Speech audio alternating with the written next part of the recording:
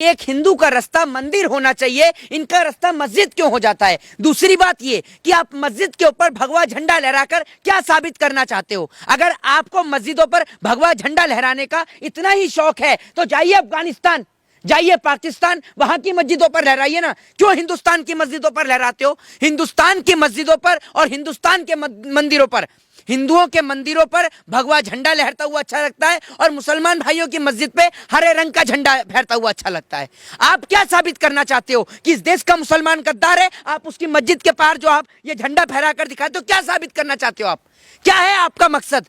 आपको पढ़ा है आपने इस देश का इतिहास? आप एक बात मुझे बताइए, बहादुर शाह जफर ने अपने दोनों बच्चों को इस देश के लिए कुर्बान कर दिया। आप एक बात मुझे बताइए, आपने पढ़ा है मीर उस्मान अली को? पढ़ा है आपने पढ़ा है इस्बाकुल्ला खां और राम प्रसाद बिस्मिल को? आप पढ़कर देखिए ना इन लोगों के बारे में। आपका मकसद क्या है? आप घर से निकलते हैं झंडे लेकर इसलिए कि भैया कि आप मस्जिद के बाहर लहराएंगे? आपने देश में जो प्रेम और एकता और भाईचारे को समाप्त करने का काम किया है, ये गिने चुने लोग हैं। रामनवमी मेरा भी त्योहार है। मैं रामनवमी के पर्व पर किसी मस्जिद पर झंडा फहराने के लिए नहीं जाता। मैं रामनवमी के पर्व पर सिर्फ मंदिर के अंदर पूजा और पाठ और अर्चना करने के लिए जाता हूं।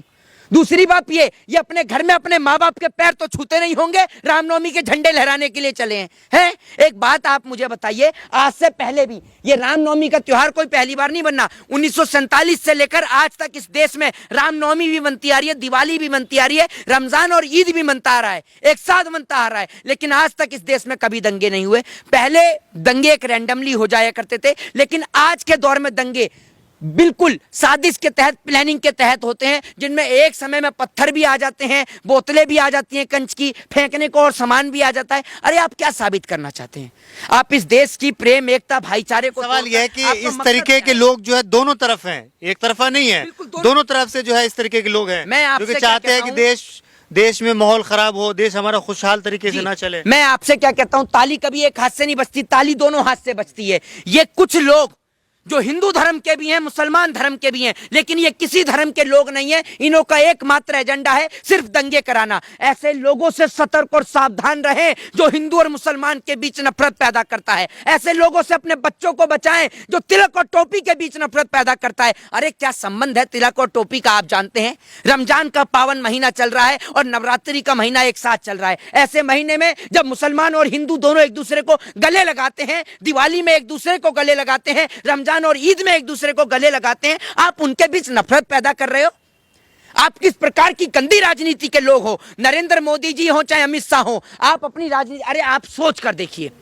आपको अपने जहन में एक चीज सोचनी चाहिए कि रामनवमी का जुलूस हो, चाहे फिर वो हनुमान जयंती का जुलूस हो, चाहे फिर वो कोई भी जुलूस हो, कभी आपने किसी राजनेता के बेटे को जुलूस में शामिल होते हुए देखा है? मैं आपको यही कहना चाहूंगा कि राहत इंदौरी साहब का एक शेर है कि लगेगी आग तो आएंगे घर कई जद में, यहां सिर्फ हमारा ही घर थोड़ी है। तो मैं इसमें एक बात कहूंगा कि लगेगी आग तो आएंगे सिर्फ आम जनता के घर जद में, यहां पर नेताओं का घर थोड़ी है। नेताओं के घर तो 5 स्टार बंगले हैं भैया। इन नेताओं के घर के बाहर 5000 पुलिस फोर्स खड़ी रहती है, बहुत सारे ऑफिसर्स खड़े रहते हैं। नेताओं का घर कभी दंगे की चपेट में नहीं आता। अगर दंगे होते हैं तो आम जनता मरती है। आम जनता दंगों में रोटी, कपड़ा और मकान के लिए तरसती है, भूख के लिए तरसती है। सरकार क्या करती है? सरकार तो धारा 144 लागू करके रख देती है। आज बिहार में, बंगाल में सिर्फ माहौल खराब करा जा रहा है अपनी चुनावी रोटी सेकने के लिए। बिहार के मुख्यमंत्री को कभी तमिलनाडु में बदनाम करने की कोशिश करी जाती है, कभी बिहार के मुख्यमंत्री को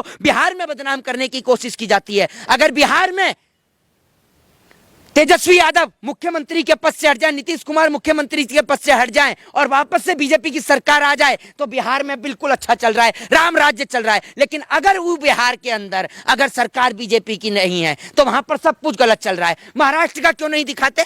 दिखाइए महाराष्ट्र का। जो लोग सड़क पर हनुमान चालीसा पढ़ रहे थे उद्धव ठाकरे की सरकार में, अब मर गए वो लोग।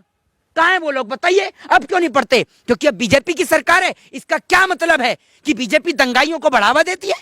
आज क्यों नहीं बढ़ रहे बताइए ना आप मुझे। कहां गए एमएनएस प्रमुख? बताइए ना आप मुझे। लग रहा है कि जो भी चीज हो रहा है सब स्क्रिप्टेड होता है। अरे ये सब कुछ सब प्री प्लान है। कहां है एमएनएस प्रमुख राज ठाकरे जो कह रहे थे मस्जिदों से भोंपू हटवा देंगे? डर गए एकनाथ शिंदे से या बीजेपी की सरकार आ गई तो बोलना बंद कर दिया? ये बताइए ना आप मुझे।